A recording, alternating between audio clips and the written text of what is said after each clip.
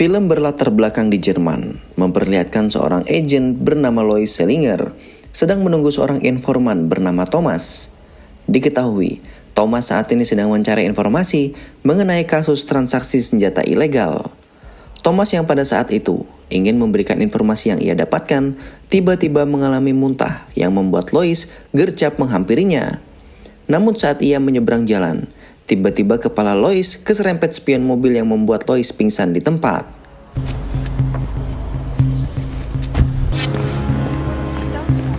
I don't know.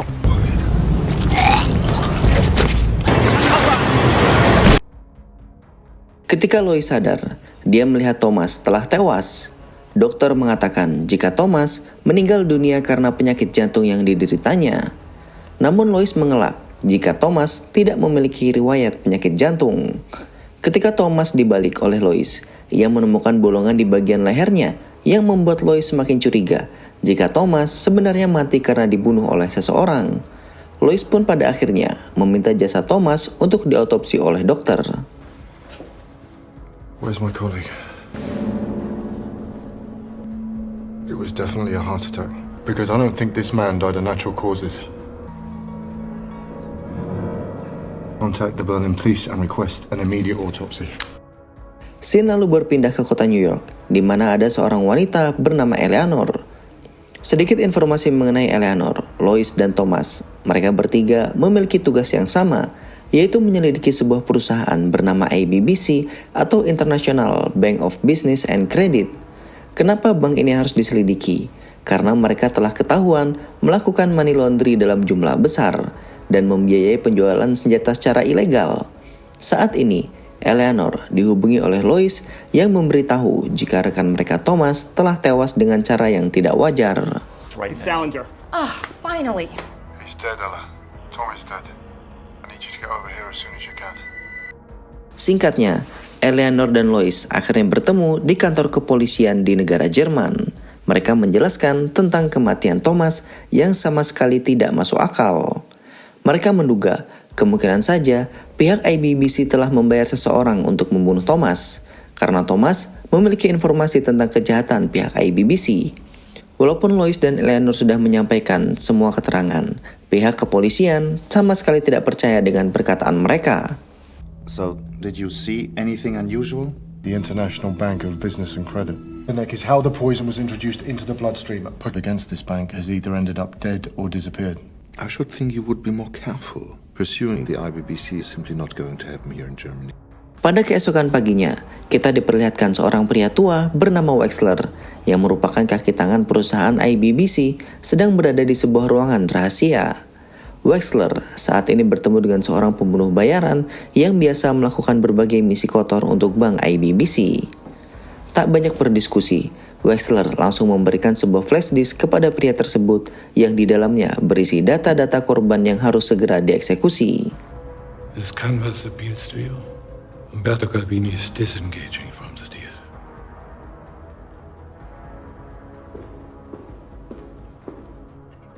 Di sisi lain, Lois lalu melanjutkan penyelidikan tentang kasus kejahatan yang dilakukan oleh IBBC. Saat membaca artikel, ia tak sengaja melihat berita tentang kecelakaan yang menewaskan seorang pria bernama Andrew. Sedikit flashback, Andrew merupakan sopir dari mobil yang dikendarai oleh Thomas di awal film tadi. Dari artikel tersebut, Lois menemukan kejanggalan bahwa Andrew tewas di hari yang sama dengan Thomas dan hanya selisih beberapa jam saja. Pada keesokan paginya, Lois pergi ke kantor IBBC untuk bertemu dengan pemimpin dari bank tersebut bernama Mr. Skersen. Dikarenakan pada saat itu, Mr. Skersen sedang sibuk, akhirnya Lois dipertemukan dengan seorang penasihat dari IBBC bernama Mr. White. Lois pun langsung bertanya tentang berbagai kasus yang menurutnya IBBC merupakan entitas yang harus bertanggung jawab atas semuanya. Namun, tanpa Lois ketahui, pihak IBBC sebenarnya sudah menyiapkan langkah antisipatif untuk mengelak pertanyaan dari Lois. Mereka juga menyiapkan sebuah dokumen sanggahan yang membantah semua tuduhan dari Lois. Saat kembali pulang, Lois pun disenggol oleh seseorang yang membuatnya terflashback akan kematian Thomas. Saat itu, sebelum Thomas muntah-muntah, ia juga disenggol oleh seorang yang tidak dikenal. Lois pun langsung menghampiri orang tersebut Namun ternyata orang yang dicurigai hanyalah ibu-ibu biasa. Agent Salinger, please follow me. It is according to this report. What time did you arrive at Scarson's home that day? Police report here says Clement arrived at 6 p.m. So is there anything else we can do for you, Agent Salinger? Poisoning.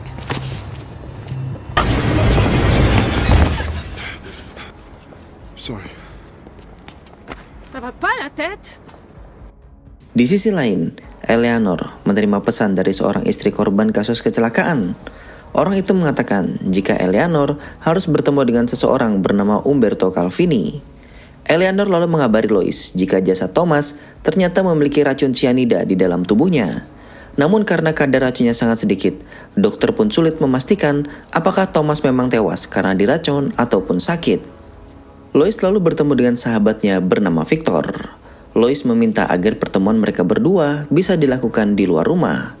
Karena saat ini ia khawatir masih ada alat penyadap yang tersisa di dalam rumahnya. Mereka lalu membicarakan seorang pemilik kontraktor terbesar di Eropa sekaligus calon Perdana Menteri Italia yang bernama Umberto Calvini.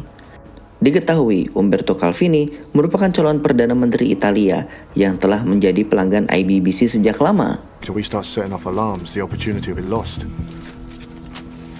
Umberto Calvini. This guy standing next to him. That's our insider. We're gonna talk to Calvini and find out. Pada keesokan harinya, Lois dan Eleanor akhirnya bertemu dengan pria bernama Alberto yang akan mempertemukan mereka dengan Umberto Calvini. Setelah bertemu dengan Calvini, Eleanor langsung menanyakan kenapa pihak IBBC mau menjual puluhan rudal dan juga alat pengendalinya dari Calvini. Calvini menjawab jika senjata tersebut akan dijual kembali ke negara Timur Tengah. Mendengar penjelasan itu, Lois lalu berasumsi jika tujuan dari penjualan senjata yang dimaksud bukan hanya untuk keuntungan semata, melainkan agar mereka bisa membantu negara yang sedang konflik dan akhirnya mengendalikan negara tersebut melalui hutang. Karena Calvini sebentar lagi akan berpidato, Calvini lalu meminta Lois dan juga Eleanor untuk menemuinya kembali setelah acara. Tanpa mereka ketahui, saat ini dari kejauhan, seorang sniper terlihat sedang membidik kepala Calvini dan tak lama kemudian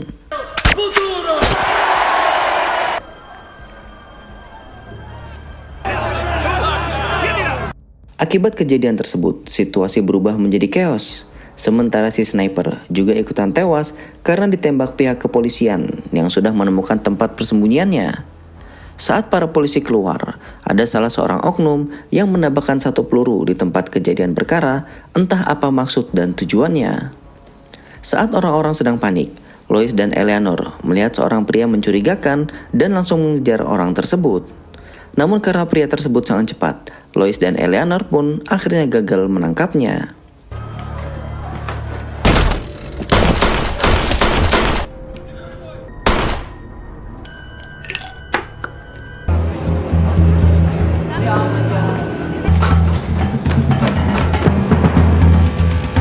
And stick your hands out of the window! Now!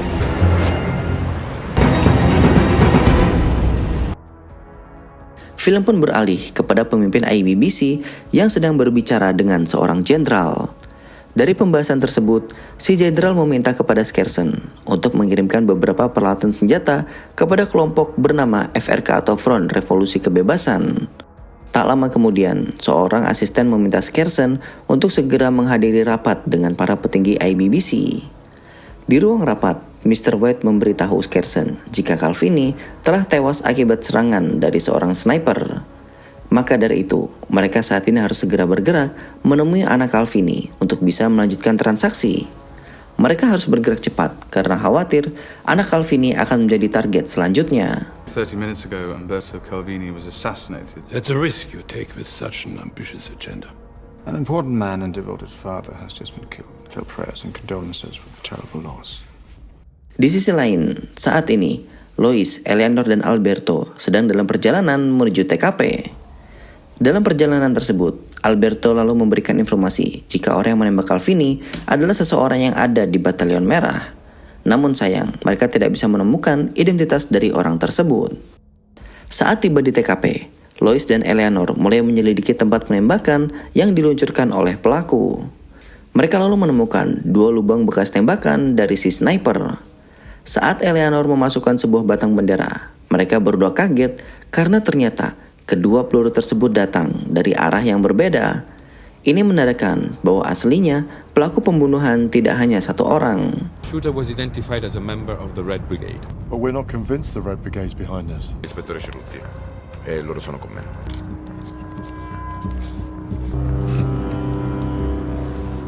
Dari petunjuk tersebut, Lois dan Eleanor lalu mendatangi titik lain tempat sniper yang berhasil membunuh Calvin. Titik tersebut berada di sebuah atap gedung yang jaraknya tidak jauh dari lokasi Calvin berpidato. Lois yakin kalau si sniper sedang membidik dalam waktu yang bersamaan. Jika sniper pertama yang ada di bawah tembakannya meleset, maka sniper kedua yang ada di atas gedunglah yang akan menembak Calvin. Lalu Lois menemukan genangan air yang ada jejak sepatunya.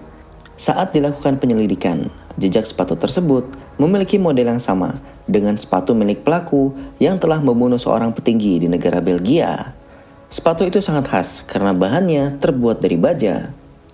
Tak lama kemudian, seorang polisi masuk lalu meminta Lois dan juga Eleanor untuk segera pergi karena kasus tersebut akan segera ditangani oleh pihak kepolisian setempat.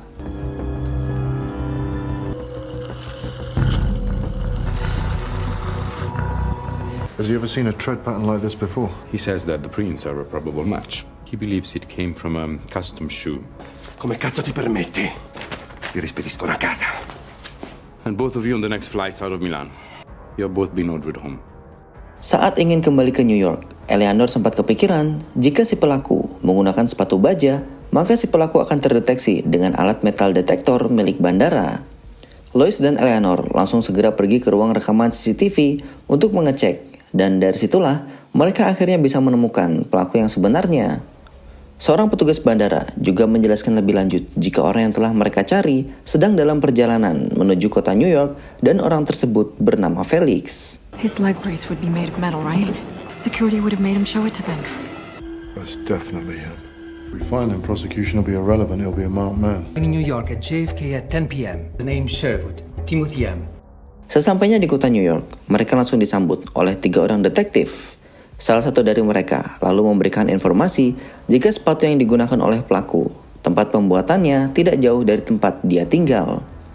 Tanpa berlama-lama, Lois dan Eleanor pun langsung berangkat menuju tempat tersebut dan bertemulah dengan seorang pembuat sepatu baja bernama Isaacson.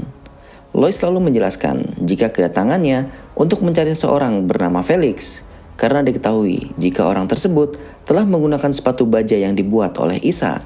Isaac lalu mengatakan jika sepatu tersebut telah dibuat olehnya 3 tahun yang lalu. Started prescribing orthosis 3 years ago. We need to find this man before he finds you. Why would a patient want to kill me? Di saat yang sama, Mr. Skerson dihubungi oleh para petinggi dari perusahaan dan memberitahu jika saat ini Lois dan Eleanor sudah kembali ke kota New York. Ini artinya tidak akan lama lagi Felix akan segera ditemukan dan semua kejahatan IBBC dapat terbongkar sewaktu-waktu. Atas hal itu, Mr. Skerson lalu memerintahkan Wexler untuk membunuh Lois dan juga Eleanor. Christian, McGarman, we're saying there's no lie. Doing anything that would hide new exposure right now. Bedre at finde vejen. Keesokan harinya, Lois menemukan alamat di mana Felix tinggal. Sayangnya, ternyata alamat tersebut sudah digusur dan sudah rata dengan tanah. Lois yang pusing kebingungan, lalu meminta rekannya untuk membelikan secangkir kopi. Namun ketika dia memesan secangkir kopi, tiba-tiba Felix melintas dan membuat dia cepat-cepat memberitahu yang lain. Mereka bertiga langsung mengikuti Felix. Mereka berpencar agar Felix tidak mengetahui jika dirinya sedang diintai. Felix pun akhirnya berhenti di sebuah telepon umum untuk memberitahu atasannya jika dia akan pergi ke tempat yang sudah ditentukan. Setelah itu, Felix bertemu dengan Wexler di sebuah museum. Wexler memerintahkan Felix untuk sesegera mungkin membunuh Lois dan juga Eleanor. Setelah itu, Wexler pun pergi meninggalkan Felix sendirian. Ketika berjalan pulang, Felix akhirnya menyadari jika dirinya sedang diikuti oleh Lois serta kedua temannya dari pantulan kaca. Felix yang sudah terlanjur terpojok akhirnya mau tidak mau menyerahkan diri. Saat sedang mengepung Felix, tiba-tiba saja mereka diserang oleh sekelompok orang yang membuat salah satu rekan Lois langsung meninggal dunia. NYPD, lock your hands behind your head. Do it, or I'll take you down.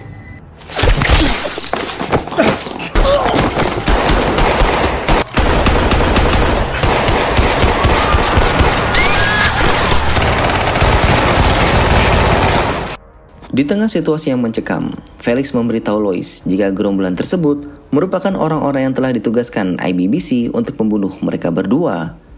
Agar mereka bisa selamat, Felix pun meminta kepada Lois untuk bisa bekerja sama melawan orang-orang tersebut. Namun sayang, di tengah pertempuran, Felix terkena tembakan yang membuatnya meninggal dunia.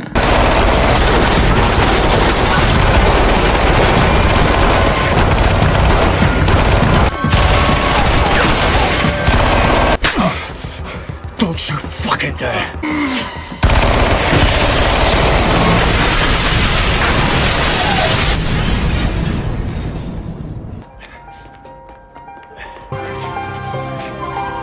They never let you bring me in. I told you. Singkat cerita, di malam harinya, Eleanor menemui Lois yang sedang berduka atas kematian temannya pasca kejadian adu tembak di museum. Eleanor lalu memberitahu Lois jika Wexler sudah berhasil diamankan. Rencananya, mereka akan segera menginterogasinya untuk menemukan siapa dalang di balik ini semua. Setelah Lois bertemu dengan Wexler, dia langsung menanyakan tentang semua kebusukan yang telah dilakukan oleh pihak IBBC. Namun Wexler menjawab jika Lois tidak akan mendapatkan informasi tentang kejahatan IBBC. Wexler malah bercerita jika dahulu dirinya sebenarnya memiliki tujuan yang sama, yaitu menguak kasus tentang kejahatan pihak IBBC. Namun pada akhirnya, Wexler berubah karena pihak IBBC menawarkan uang yang cukup besar jika Wexler mau bergabung dengan mereka. Good evening, Colonel Wexler. Death comes for us all, Agent Salinger. I was once distant, much like yourself. Scarson and that bank need to answer for what they've done. They have... It's not possible, because everyone is involved. So what are we all supposed to do? Berpindah ke Italia, di mana para petinggi dari Bank IBBC sedang berkumpul untuk mengadakan rapat bulanan. Karena mereka sudah lama menunggu, akhirnya rapat itu dibatalkan karena Skersen yang merupakan pimpinan IBBC tak kunjung datang. Saat mereka pergi dari tempat tersebut, tiba-tiba saja sekumpulan orang-orang berbaju hitam datang dan langsung membawa mereka pergi ke suatu tempat. Been instructed to escort you and your associates from the building.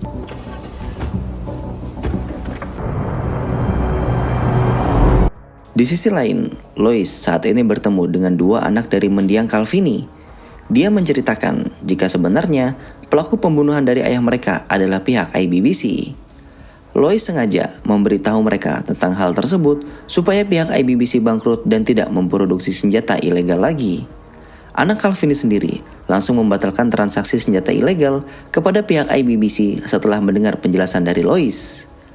Perusahaan IBBC yang tidak ingin bangkrut begitu saja akhirnya bertemu dengan seseorang bernama Ahmad Seney yang merupakan pembeli baru dari peralatan senjata yang mereka jual.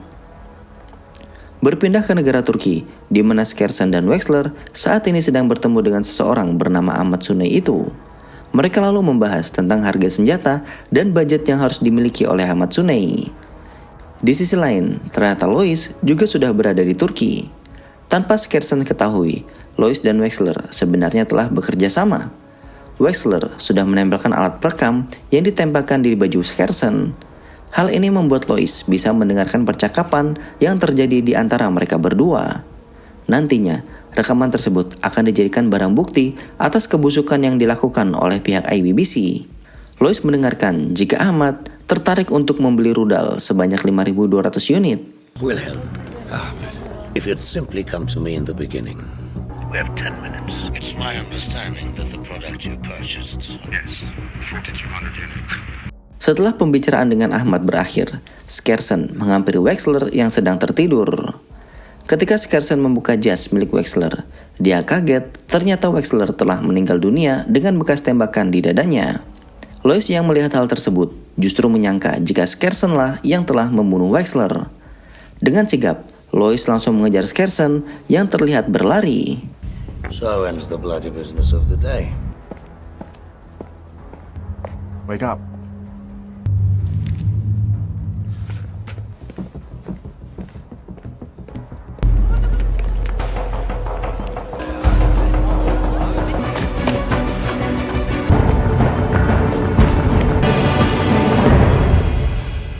Singkatnya, Lois pun berhasil memojokkan Skersen di sebuah loteng.